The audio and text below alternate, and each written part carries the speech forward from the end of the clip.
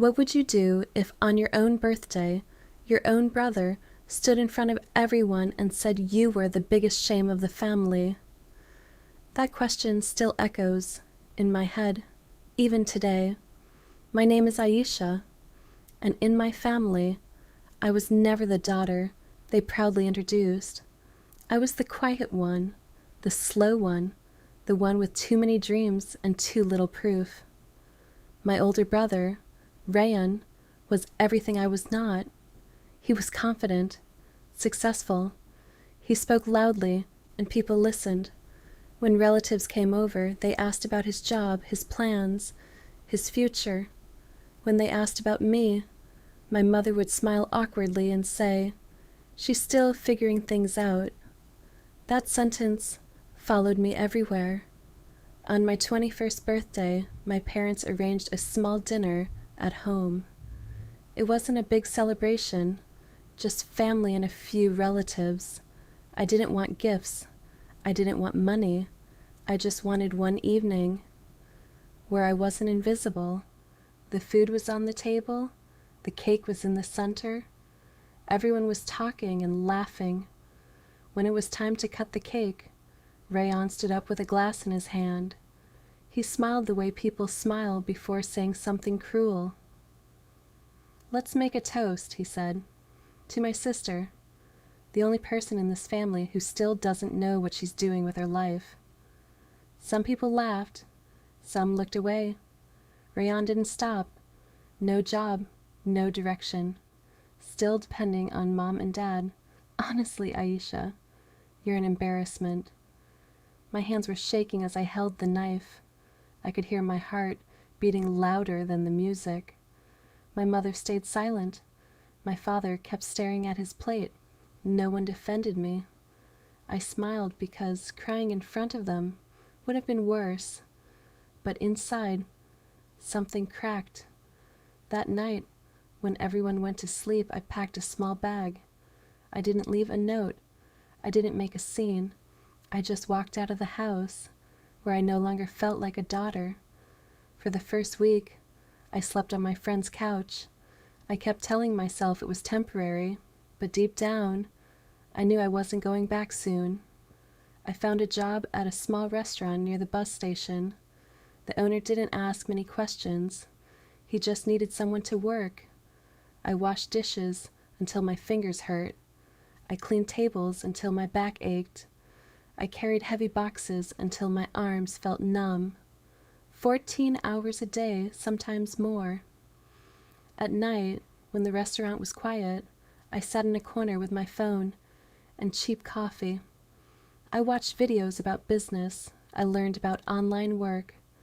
I wrote notes on napkins because I couldn't afford notebooks. Some nights, I cried quietly in the bathroom. Not because the work was hard, but because I kept hearing my brother's voice in my head. "You're an embarrassment."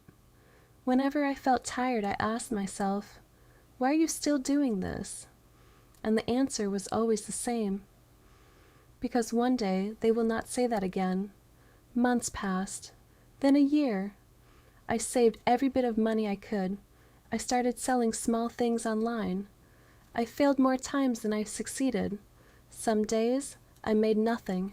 Some days I lost money, but I didn't quit. I moved into a tiny room with one window and a broken fan. It wasn't much, but it was mine.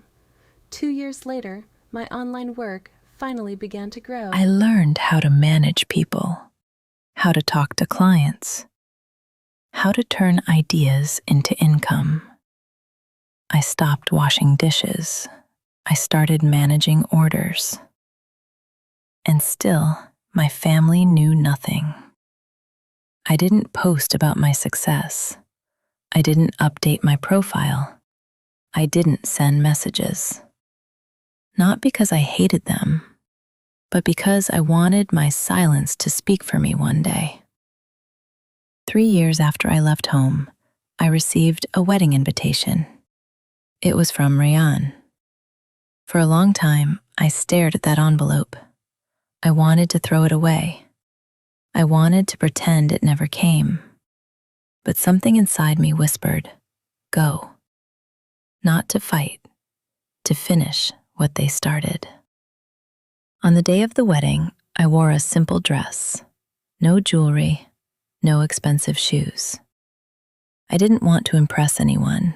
I just wanted to be calm. The wedding hall was bright with lights and flowers. Music echoed through the room. People were smiling everywhere. When Rayan saw me, he raised an eyebrow and leaned close. "Still lost in life?" he whispered. I smiled softly and said, "Not really." He laughed and walked away. During the ceremony, Rayan stood up to give a speech. He talked about success, about respect, about how proud he was of himself. Then the host said, "We would now like to thank today's event sponsor." A big screen lit up. My company name appeared on it. For a second, no one clapped. Then the applause started slowly and grew louder. Rayan stopped speaking. I walked toward the stage.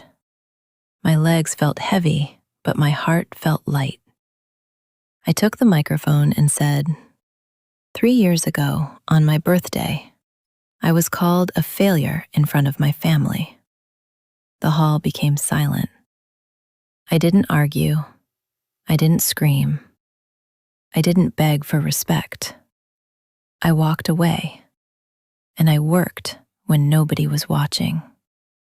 I looked at my brother. "I'm not here to humiliate you. I just want you to know your words became my motivation." My mother's eyes filled with tears. My father couldn't look at me. After the wedding, my parents came to me quietly. They said they were sorry. They said they didn't know I was suffering. Rayan didn't say anything, and that was okay. Because I didn't come back for revenge. I came back for peace. I realized something that night. The best revenge is not shouting. It's not arguing. It's not proving people wrong with anger. The best revenge is becoming someone they never believed you could be. Sometimes the people who hurt you the most don't know they are building your future. And sometimes silence is louder than any insult. So if you ever feel invisible in your own home, if you ever feel like the world has decided who you are, remember this: the quietest revenge is growing in silence and returning with light.